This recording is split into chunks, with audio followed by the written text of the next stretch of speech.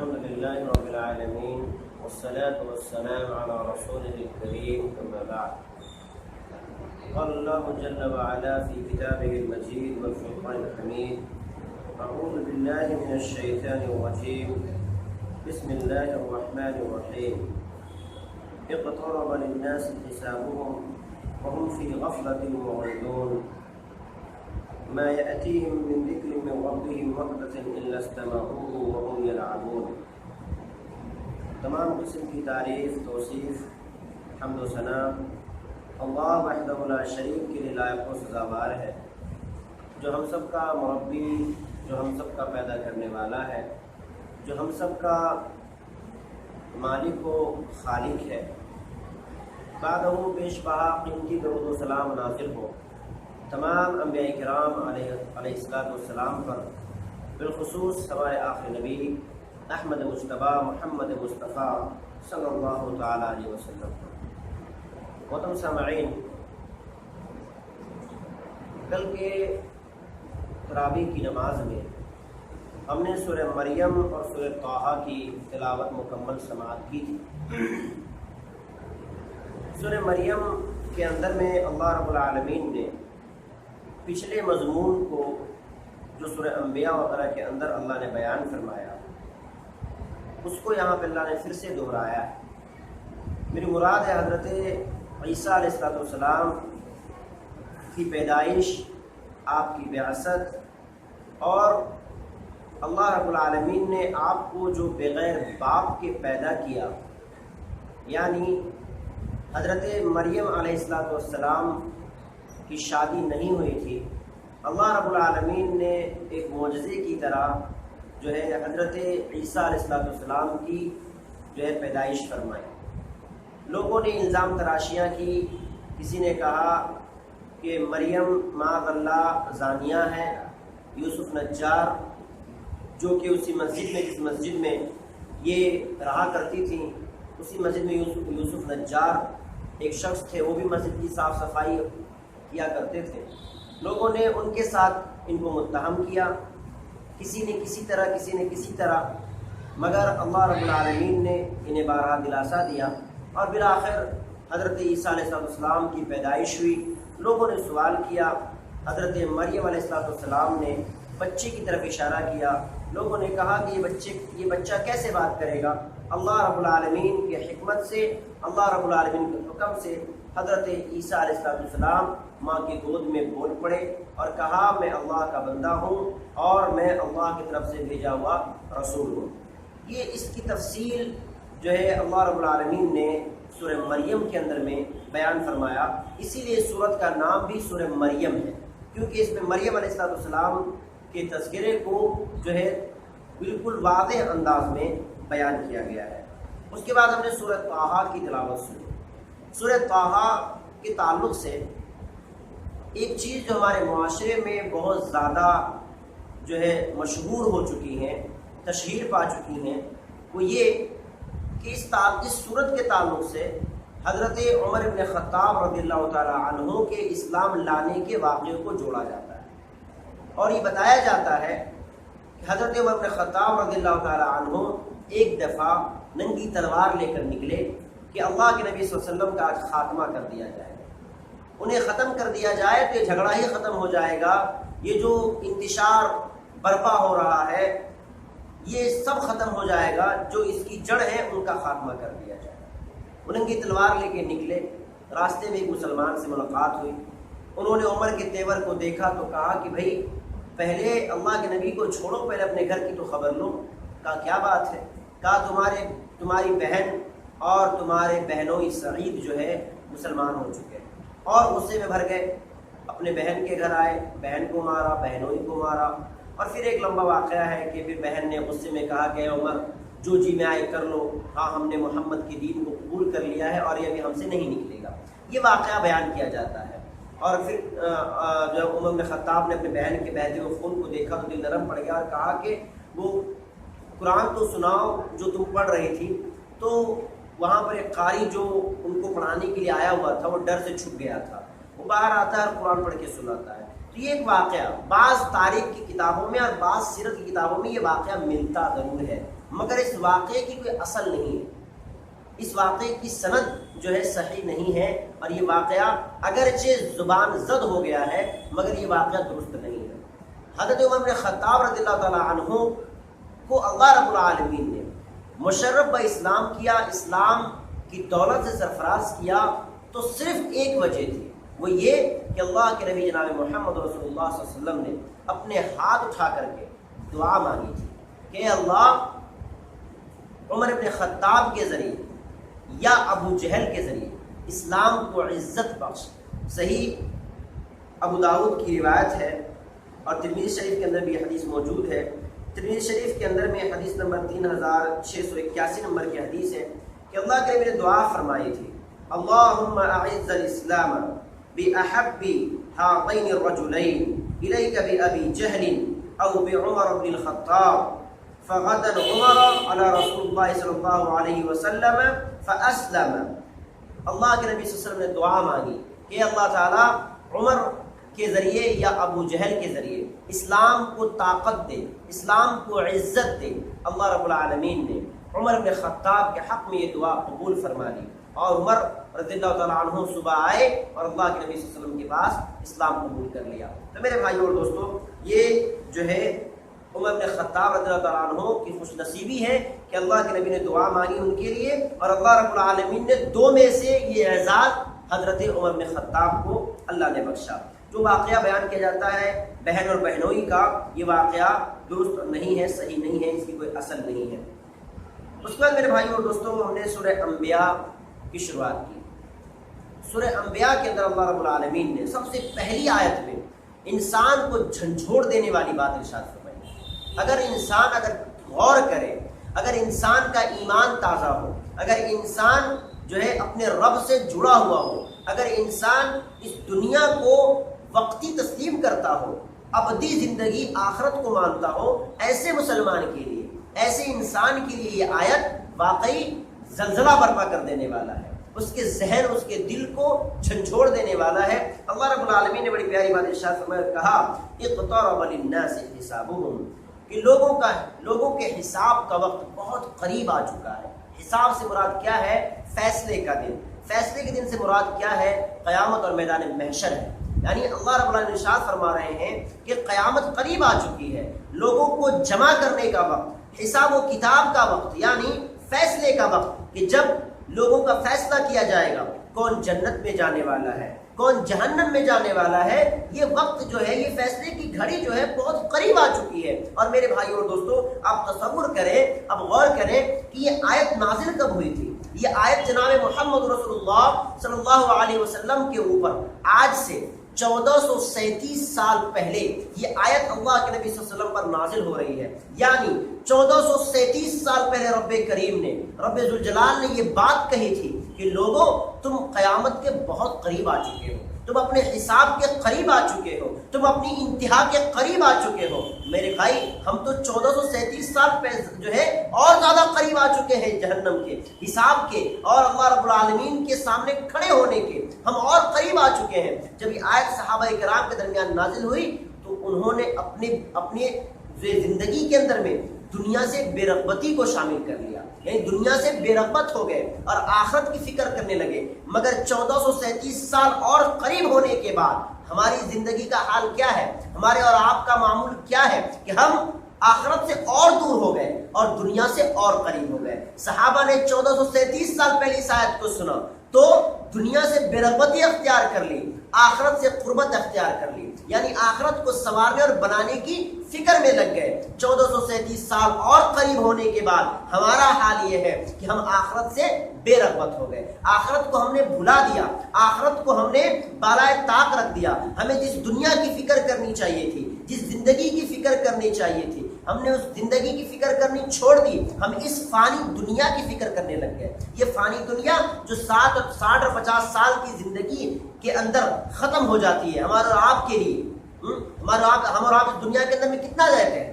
50 سال، 60 سال، 70 سال، 90 سال، 100 سال، اس سے زیادہ उम्मत मुहम्मदिया के लोगों की उम्र नहीं होती, इल्ला माशाल्लाह कोई 110 105 चला जाता है, मगर अक्सरियत जो है 50 60 70 के दरमियान वो इस दुनिया से रुखसत हो जाता है। तो इस दुनिया के लिए हमने इतनी फिक्र करनी शुरू कर दी, जायदाद बनानी है, ज़मीनें खरीदनी है, मकानात तामीर करने हैं, बैंक बैलेंस बनाने हैं, अच्छी अच्छी उम्दा उम्दा गाड़ियां लेनी है, यानी सारी तगोदो हमारी जिंदगी का सारा जो है जोर और हमारी जिंदगी का सारा महवर, सारा मरकज जो है ये दुनिया बन चुका है, ना कि आखिरत। जबकि होना ये चाहिए था कि हमारी जिंदगी का महवर, मरकज, सब कुछ आखिरत होनी चाहिए थी, ना कि दुनिया।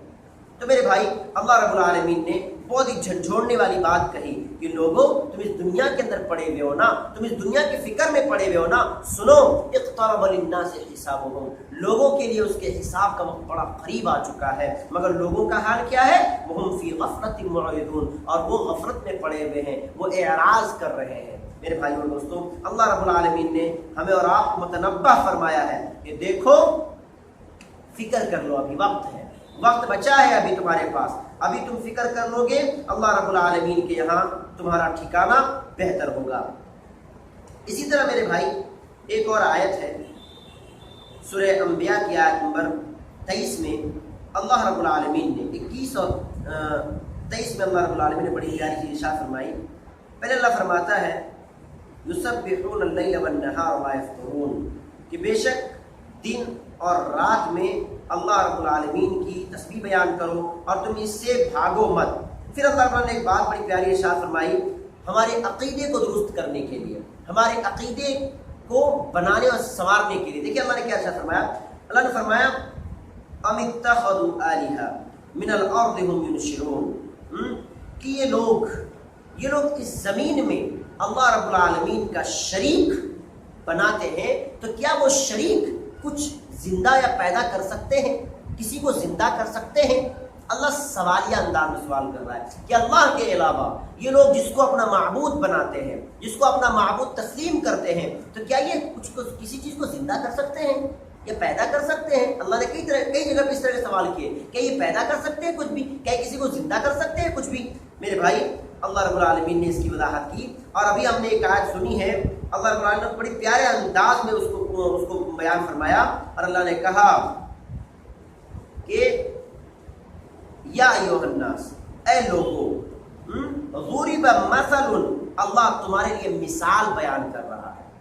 वो लोग जो अपने अकीदे के अंदर में कच्चे हैं, गैरुल्लाह की परस्तिश करते हैं, और अल्लाह रब्बुल आलमीन के साथ पीरों, वलियों, मुर्शिदों और जो है दीगर लोगों को अल्लाह के कारखाने का मालिक समझते हैं, या अल्लाह रब्बुल आलमीन के तसर्रुफ का हकदार समझते हैं, ऐसे लोगों के लिए अल्लाह रब्बुल आलमीन ने, मेरे भाई, बड़ी प्यारी चीज़ अल्लाह ने इरशाद फरमाई।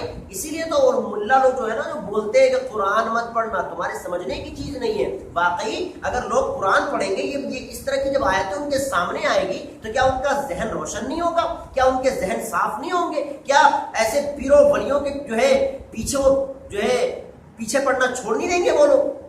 फिर उनकी झोलियां कहाँ से भरेंगी? फिर उनके जेब गर्म कहाँ से होंगे? फिर उनके रोटियां कहाँ से पकेंगी? फिर उनके तोंद कहाँ से भरेंगे? मेरे भाई और दोस्तों, देखिए अल्लाह ने कितनी प्यारी मिसाल बयान फरमाई। अल्लाह क्या है, मैं मिसाल बयान कर रहा हूँ, या अय्युहन्नास, ऐ लोगो, ज़ुरिब मसलुन, तुम्हारे लिए मिसाल बयान किया जाता है, फस्तमिऊ लहू, सुनो इसको, ध्यान से सुनो, कान खोल करके सुनो। इन्नल लज़ीना तदऊन मिन दुनिल्लाह, बेशक जो लोग अल्लाह के अलावा जिसको पुकारते हैं, लन यख़्लुक़ू ज़ुबाबन, वो लोग एक मक्खी भी पैदा नहीं कर सकते। यानी जिसको तुम अल्लाह की सिवा पुकारते हो, ये तुम्हारे माबूद, ये तुम्हारे पीर, ये तुम्हारे मुर्शिद, जो तुम्हें जन्नत देने का वादा कर रहे हैं ना तुमसे।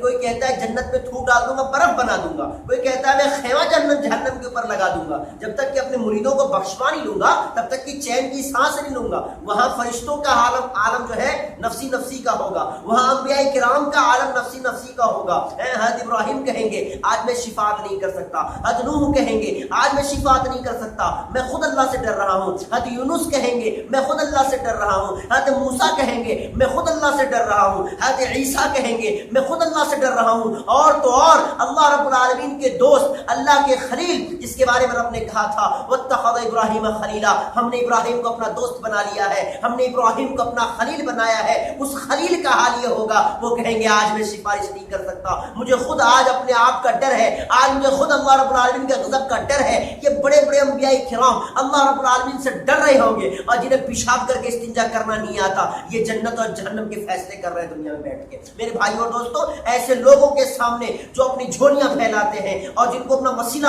سمجھ کر کے اللہ رب العالمین سے دعا کرتے ہیں, اللہ رب العالمین نے ایسے لوگوں کو سمجھانے کے لیے مثال بیان فرمایا اور کہا اور لوگوں تم جس کو اللہ کے سوا پکارتے ہو, جس کو تم اللہ کے سوا تقرب کا حقدار سمجھتے ہو, جس کو تم اللہ کے کارخانے میں جو ہے اللہ کے یہاں تصرفات کا جو ہے تم اختیار جس کو تم دیتے ہو, سنو اللہ فرما رہا ہے, اللہ مثال بیان فرما رہا ہے فاستمعوا له, تم سنو تو صحیح, ان الذين تدعون من دون اللہ, جس کو تم اللہ کے سوا پکارتے ہو بے شک لن يخلقوا ذبابا, وہ ایک مکھی بھی پیدا نہیں کر سکتے. اور یہ ایک پیر کی بات ہے. اللہ اور آگے فرماتا ہے وَلَوِ اجْتَمَعُوا لَهُ, اگر سارے دنیا کے پیر, سارے دنیا کے ولی, سارے دنیا کے پیر و مرشد سب کے سب جمع ہو جائے, شیطان جمع ہو جائے, جنات جمع ہو جائے, تمہارے جتنے بھی اللہ کے علاوہ غیر اللہ ہے سب کے سب جمع ہو جائیں اور سب کے سب مل کر کے اپنی ساری قوت لگا لیں, اپنی ساری طاقت لگا لیں, اپنے سارے علم کو بروئے کار لے آئیں, اپنے ساری سہولیات کا استعمال کر لیں, مگر سنو اللہ ارشاد فرما رہا ہے کہ سب کے سب اگر جمع ہو جائیں گے وہیں تو بھی وہ لن یخلقوا ذبابا, وہ ایک مکھی نہیں پیدا کر سکتے. ارے مکھی تو دور کی بات ہے, وَإِن يَسْلُبْهُمُ الذُّبَابُ شَيْئًا لَا يَسْتَنقِذُوهُ مِنْهُ, اور ان پیر و مرشد کے سامنے جو چڑھاوے چڑھائے جاتے ہیں نا, یہ لڈو, یہ پیڑے, یہ مٹھائیاں, یہ جو ہے بالکل مہنگی مہنگی چیزیں, اگر ان کے سامنے پڑے ہوئے کھانے پر سے ایک مکھی اپنے سونڈ میں, مکھی کا جو سونڈ ہوتا ہے, اگر اس میں ایک چھوٹا سا ذرہ, ایک چاشنی کا ایک ذرہ, بھائی چاشنی کا ذرہ بولیں گے کیسے ہوگا, جب چاشنی سوکھ جاتی ہے تو ذرے بن جاتے ہیں.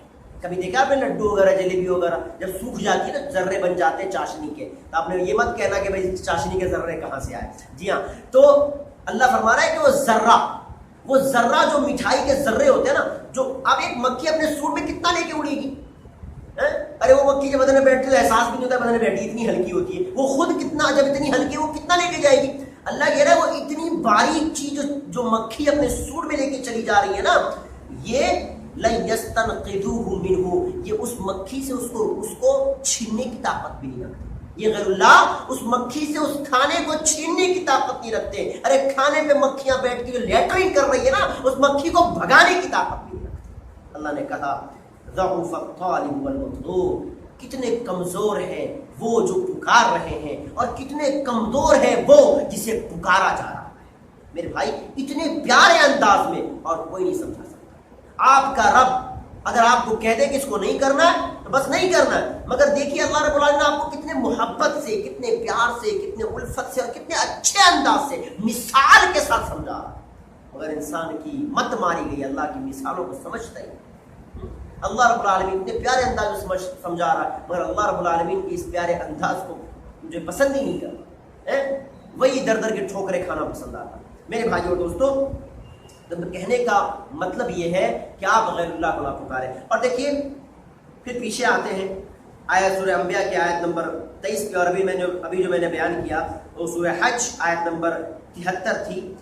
دیکھیے اللہ رب العالمین نے پھر ایک بات اور مثال دے سمجھا کہ دیکھو تم جو کہتے ہو کہ یہ لوگ اللہ کے کارخانے میں تصرفات کے مالک ہیں, یا وہ عیسائیوں کا عقیدہ ہے کہ اللہ ایک نہیں اللہ تین ہے, یہودیوں کا عقیدہ ہے کہ جو ہے عزیر اللہ کے بیٹے اور وہ بھی جو ہے اللہ کے یہاں تصرفات کے حقدار ہیں, اور بہت سے لوگ کہتے ہیں کہ اللہ ایک نہیں اللہ دو ہے. تو اللہ رب العالمین نے اس کی مثال بیان کی اور کہا لو کان فیہما آلہہ, اگر اللہ رب العالمین کے علاوہ کوئی اور معبود بھی ہوتا الا اللہ, اللہ کے سوا, لفسدتا, تو فساد برپا ہو جاتا.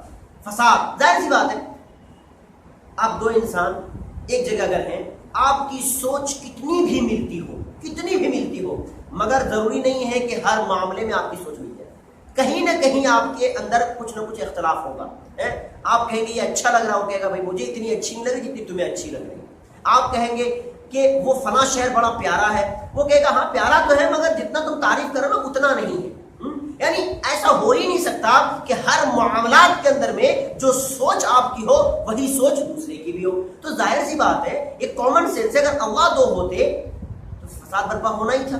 مگر آپ ہم دیکھ رہے ہیں کہ جب سے دنیا قائم ہوئی تب سے جو نظام اللہ نے سیٹ کیا ہوا وہ نظام برابر چل رہا ہے. سورج مشرق سے نکلتا ہے تو مشرق سے ہی نکل رہا ہے، مغرب کو ڈوبتا ہے تو مغرب میں ہی ڈوب رہا ہے. میرے بھائی، رات کو چاند نکلتا ہے، دن کو سورج نکلتا ہے، ستارے رات کو دکھتے ہیں، دن کو نہیں دکھتے. یہ جو نظام ہے اللہ رب العالمین کا، یہ موسم کا جو نظام ہے، کبھی برسات ہے، کبھی ٹھنڈ ہے، کبھی گرمی ہے، کبھی معتدل جو ہے موسم ہے. میرے بھائی یہ جو مزاج ہے موسم کا اور یہ سارے جو نظامات ہیں یہ اللہ رب العالمین کر رہا ہے. اور یہ نظام بتلا رہے ہیں کہ کوئی ایک ہی چلا رہا. اگر کوئی دو ہوتا نا تو فساد برپا ہو جاتا. ابھی برسات کا موسم ہے، ایک بولتا نہیں اس سال میرا موڈ یہ ہے کہ برسات میں گرمی دوں. ایک کہتا ہے کہ بہت ہو گیا برسات اس موسم میں برسات دے رہا ہے، اس بار ہم ٹھنڈی دیں گے، برسات ٹھنڈی کے موسم میں دیں گے. ہو سکتا تھا نا بھائی. اللہ رب العالمین کہہ رہا ہے، اللہ خود کہہ رہا ہے کہ اگر دو معبود ہوتے نا، لو کان فیہما آلہۃ الا اللہ، اگر اللہ کے علاوہ بھی کوئی معبود ہوتا لفسدتا، فساد برپا ہو جاتا. ایک کہتا بارش رہے گا، دوسرا کہتا نہیں آج دھوپ نکالوں گا میں. ایک کہتا کہ میں فلاں کو بیٹا دوں گا، نہیں اس کو 4 بیٹے ہمیں بیٹی دوں گا میں اس کو. کیا کریں؟ فساد ہوتا. مگر نہیں میرے بھائی اور دوستو، اللہ مثال کے ساتھ ثابت کر رہا ہے کہ نہیں، فسبحان اللہ، اللہ پاک ہے ان تمام چیزوں سے. رب العرش، عرش والا رب جو ہے ان تمام چیزوں سے پاک ہے. عما یصفون، جو لوگ اللہ رب العالمین کے بارے میں اس طرح کی صفاتیں بیان کرتے ہیں کہ اللہ رب العالمین کا کوئی اور بھی ہے جو اللہ کے تصرفات کا حق رکھتا ہے. میرے بھائی اور دوستو، اتنے پیارے انداز میں رب ذوالجلال ہمیں سمجھا رہا ہے، مگر افسوس کی بات یہ ہے کہ اتنے پیارے انداز سے سمجھانے کے باوجود امت مسلمہ آج سمجھنے کو تیار نہیں ہے. اسی طرح میرے بھائی اور دوستو، اللہ رب العالمین نے سورہ انبیاء کے اندر میں حضرت ابراہیم علیہ السلام کا تذکرہ بھی کیا کہ کس طریقے سے حضرت ابراہیم علیہ السلام نے بتوں کو توڑا. بہت لمبا واقعہ ہے. اللہ رب العالمین نے اس کا تذکرہ بھی کیا ہے سورہ انبیاء کی آیت نمبر 57 کے اندر میں، وَتَاللَّهِ لَأَكِيدَنَّ أَصْنَامَكُمْ بَعْدَ أَن تُوَلُّوا مُدْبِرِينَ، کہ تم لوگ جب چلے جاؤ گے نا عید منانے کے لیے تو میں ایک معاملہ کروں گا تمہارے معبود کے ساتھ. آج تو بس فیصلہ ہونا ہی ہے، دل میں ٹھان کے بیٹھے تھے تم جاؤ تو صحیح، آج دیکھو کیا کرتا ہوں. تو اللہ نے اس کا نقشہ کیا، وَاللَّهِ، اور اللہ کی قسم، لَأَكِيدَنَّ أَصْنَامَكُمْ، آج کروں گا تمہارے معبود کے ساتھ کچھ نہ کچھ، آج سازش کروں گا. بعد ان تولوا مدبرین، جب تم چلے جاؤ گے یہاں سے. اس کے بعد کیا ہوا؟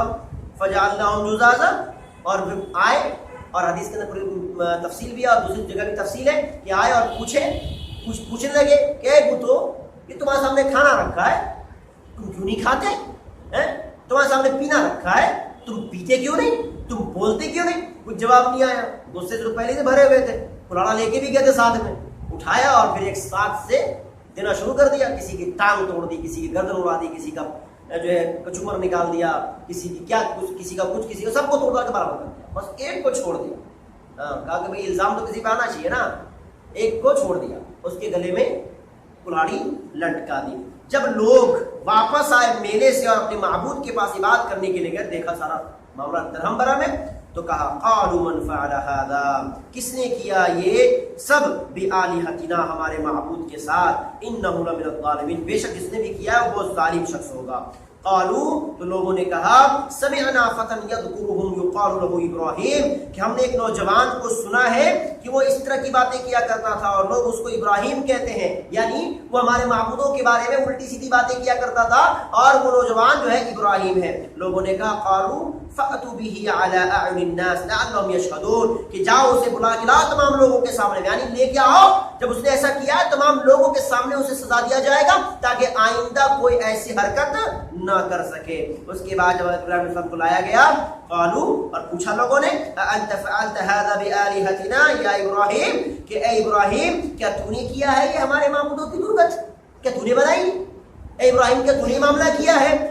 ابراہیم علیہ السلام نے بڑے پیار سے بڑے متانہ سے جواب دیا. کہا بھئی ہم سے کیا پوچھتے ہو؟ قال بل فعلہ کبیرہم، ارے تمہارے بڑے نے کیا ہے، کھڑا جو ہے یہ سامنے کلاڑا بھی لٹکا ہوا ہے گلے کے اندر، اس نے کیا ہوگا بھائی، دیکھتے نہیں کیا. اب بھائی آج ہم کسی جگہ خون ہو جائے، کسی جگہ خون ہو جائے اور ہم پہنچے یا پولیس پہنچے اور کسی ایک آدمی کے ہاتھ میں اگر چاقو دے کے خون آ تو کیا بولیں گے؟ تو نہیں مارا. اگر چور نہیں مارا ہو مگر کیا بولیں گے؟ تو نہیں مارا. آج کل بہت سے لوگ ایسا کرتے بھی ہیں، مار دیتے ہیں اور جو ہے ہتھیار پھینک دیتے ہیں. دھوکے سے کسی نے اٹھا لیا اور اس کے فنگر پرنٹ آ گئے، یا کسی نے دیکھ لیا کہ بھائی چاقو اس کے ہاتھ میں، تو لوگ بولتے اس نے مارا ہے، چاقو اسی کے ہاتھ میں میں نے دیکھا تھا، اسی نے مارا ہوگا. تو ایک ذرائع کو دیکھ کر کے انسان ایک اندازہ لگاتا ہے کہ بھائی اسی نے ایسا کیا ہوگا. تو ابراہیم صاحب نے بھی کہا کہ ہم سے کیا پوچھتے ہو، دیکھو کلاڑا لٹکا ہے بڑے صاحب کے گلے میں، اب وہ صحیح سالم کھڑے ہیں، باقی سب کی درگت بنی ہوئی ہے، تو اسی نے کیا ہوا ہے سارا کا سارا معاملہ. تو پھر ان لوگوں نے کیا جواب دیا؟ وہ لوگ کہتے ہیں کہ کہا ابراہیم علیہ السلام نے کہ پوچھو ان سے اگر یہ بولتے ہو ان کانوا ینطقون، انہوں نے کیا ہوگا اسے پوچھو اگر یہ بولتے ہو. فرجعوا الی انفسہم فقالوا انکم انتم الظالمون، تو وہ لوگ اپنے آپ میں لوٹے اور محسوس کرنے لگے کہ واقعی صحیح معنوں میں ظالم تو ہم ہی ہیں، یعنی غلطی تو ہم ہی ہے کہ ہم ایسے کی عبادت کرتے ہیں جو خود کی عبادت نہیں کر سکتے، جو خود کی جو ہے دیکھ ریکھ نہیں کر سکتے، ہم ایسے کی بات کرتے ہیں. تو اپنے اندر جو ہے وہ ملامت کرنے لگے، اپنے آپ کو ذرا سوچنے بچارنے لگے. مگر کیا ہوا؟ ثم نکسوا علی رؤوسہم، مگر اگلے ہی پل وہ اپنے سر کے بل کھڑے ہو گئے، پھر گئے. لقد، اور پھر کہا لقد علمت ما هؤلاء ينطقون، اے ابراہیم تم جانتے نہیں کہ بولتے نہیں ہیں، اے ابراہیم تم جانتے نہیں کہ یہ بات نہیں کر سکتے.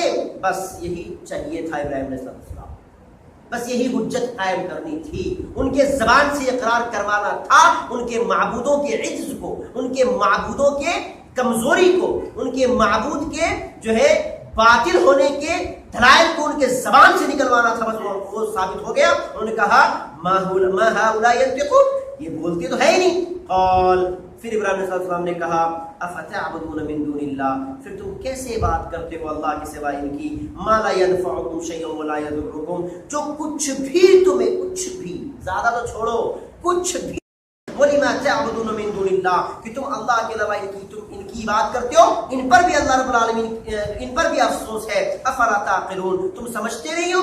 مگر ان بے عقلوں کو کب سمجھ میں آنے والا تھا؟ اللہ انہیں ہدایت ہی نہیں دینا چاہتا تھا ان کی ہٹ درمی کی وجہ سے. پھر وہ لوگ کہتے ہیں قالوا حرقوه وانصروه آلهتكم، کتنی عجیب بات ہے، معبود سے مدد مانگی جاتی ہے، یہاں پہ کہا جا رہا ہے کہ بھیا جلا دو پکڑ کے ابراہیم علیہ السلام کو اور مدد کرو اپنے معبود کی. ارے وہ معبود جو مدد کا محتاج، وہ معبود کیسے ہو سکتا ہے؟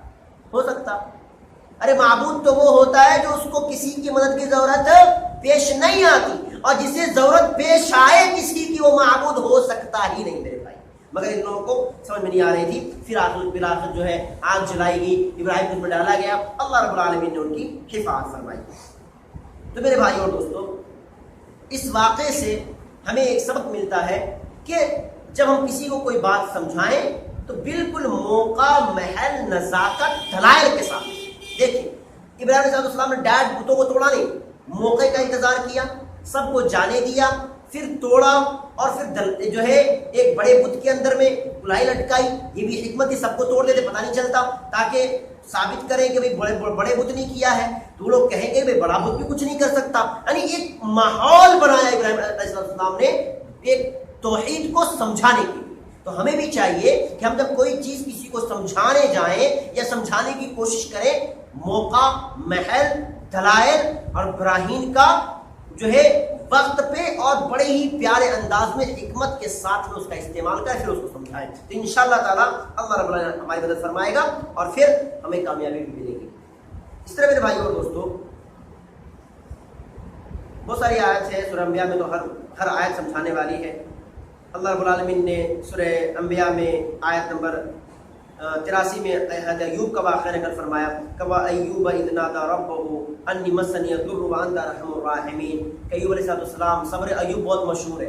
اللہ رب العالمین نے ان کو بہت آزمایا تھا، جان سے بھی. جو تاریخ ہے، تاریخ کے حوالے سے جو بات ملتی ہے، صحیح ابن حبان وغیرہ میں ایک روایت موجود ہے، جلد نمبر 4 صفحہ نمبر 244 میں، اور مجموع زوائد کے اندر جلد نمبر 8 صفحہ نمبر 381 میں، کہ اللہ رب العالمین نے ان کو سب کچھ دے رکھا تھا، مال، اولاد، بیویاں، ہر طرح سے اللہ نے ان کو نواز رکھا تھا. پھر اللہ رب العالمین نے پھر ان کو آزمایا. آزمایا تو کن کن چیزوں کو آزمایا؟ مال چھین لیے، اولادیں چھین لی، بیویاں چھین لی، یہ اور پھر جسمانی تکلیف میں مبتلا کر دیا۔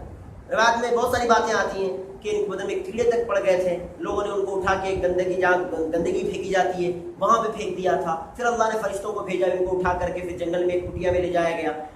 18 سال تک جسمانی تکلیف کو برداشت کیا، دعا نہیں کرتے تھے، کہتے میں دعا کیسے کروں، اللہ رب العالمین نے مجھے اتنے سالوں تک مجھے خوشحالی میں رکھا، آج اللہ نے تھوڑی سی تکلیف دے دی تو میں اتنی جلدی گھبرا جاؤں؟ نہیں، دعا نہیں کرتے تھے۔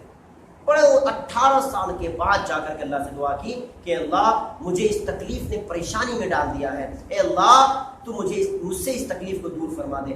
جیسے ہی دعا کی اللہ رب العالمین نے فوراً دعا کو قبول فرمایا، فاستجبنا له فكشفنا ما به من ضر وآتيناه أهله ومثلهم معهم رحمة من عندنا ذكرى للعابدين۔ پھر اللہ رب العالمین نے اس بیماری کو دور بھی کر دیا اور پھر انہیں اتنا مال اور اولاد جو چھینا تھا وہ بھی لوٹایا اور اس سے زیادہ بھی دیا۔ حدیث کے اندر میں آتا ہے کہ اللہ رب العالمین نے ایک بدلی بھیجی جس سے 3 دن 3 رات تک حضرت ایوب علیہ السلام کے اوپر سونے کی ٹڈیوں کی بارش ہوئی، 3 دن 3 رات تک۔ تو یہاں بھی ایک چیز ہمیں سمجھ میں آتی ہے، ایک سبق ملتا ہے، اللہ رب العالمین جس حال میں رکھے صبر اور شکر کے ساتھ نہیں ہوا، جس حال میں اللہ رکھے۔ حضرت ایوب علیہ السلام کو اللہ نے نوازا تھا، شکر ادا کرتے ہیں، اللہ نے پریشانی میں ڈالا، صبر کا مظاہرہ کرتے ہیں، اور 18 سال تک پریشانی کو برداشت کیا، کبھی حرف شکوہ زبان پہ نہیں لائے، کبھی بھی نہیں، حرف شکوہ زبان پہ آنے ہی نہیں دیا۔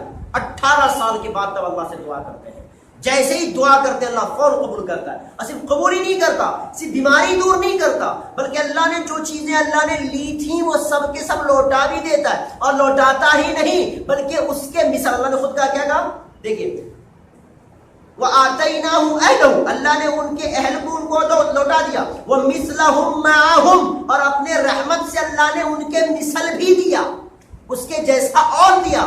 3 دن 3 رات تک اللہ نے سونے کی ٹڈیاں برسائی ہے حضرت ایوب علیہ السلام کے اوپر۔ میرے بھائی اور دوستو، یہ نعمت ہے، یہ بدلہ ہے صبر کا اور شکر۔ ہم لوگ تو ذرا سی پریشانی آتی ہے، میں ہوں یا آپ ہوں، کوئی بھی ہو، آج کل ذرا سی پریشانی آئی کہ بس فوراً اچھل کود کرنا شروع کر دیتے ہیں، ایسا لگتا ہے کہ بس آپ اکھاڑے میں کود گئے، اللہ تو ہمیں ہی آزماتا ہے، اللہ تو یہ ہے، اللہ تو وہ ہے، ایسا ہے ویسا، بہت دنیا طرح کی باتیں ہم کرنا شروع کر دیتے ہیں۔ میرے بھائیو اور دوستو، یہ انبیاء کرام کے واقعات یہ ہمیں سبق دے رہے ہیں کہ لوگوں، اگر تم اللہ کے انعام کو چاہتے ہو، اللہ کے فضل کو چاہتے ہو، اللہ کی رحمت کو چاہتے ہو، صبر کرنا شروع کرو۔ اور اللہ نے سورہ بقرہ کے اندر میں آیت نمبر غالباً 153 میں اللہ نے اسی چیز کو ارشاد فرمایا نا، یا ایھا الذین آمنوا استعینوا بالصبر والصلاۃ، لوگوں اگر تم پریشان ہو، مدد کی ضرورت ہے، اللہ رب العالمین سے مدد طلب کرو، کس چیز کے ذریعے؟ نماز اور صبر کے ذریعے۔ واستعینوا بالصبر والصلاۃ، نماز پڑھ کر کے اور صبر کے ذریعے تم اللہ رب العالمین کی مدد طلب کرو، اللہ مدد فرمائے گا۔ اور جس کی مدد اللہ کرے اس کی خوش نصیبی کا کیا کہنا میرے بھائی، اللہ سے بہتر کوئی مدد کر سکتا نہیں کر سکتا۔ تو میرے بھائی اور دوستو، ہمیں چاہیے کہ ہم صبر اور شکر کا مظاہرہ کریں جب اللہ رب العالمین ہمیں کسی بھی پریشانی میں ڈال دے تو۔ آیت تو بہت ساری میرے بھائی، مگر وقت میں جاتی دیتا، اللہ سے دعا ہے اللہ رب العالمین تمام لوگوں کو نیک عمل کرنے کی توفیق عطا فرمائے، ہم تمام لوگوں کو قرآن کریم کی ان آیتوں پر جو ہم نے سنا ہے کما حق عمل کرنے کی توفیق عطا فرمائے، اور ہمیں اپنی زندگی اسلام کے مطابق، اسلام کے احکام و فرامین کے مطابق گزارنے کی توفیق عطا فرمائے، آمین۔ تقبل یا رب العالمین۔ اقول قولی ھذا واستغفر اللہ لی ولکم ولسائر المسلمین وما علینا الا البلاغ المبین۔ السلام علیکم ورحمۃ اللہ وبرکاتہ۔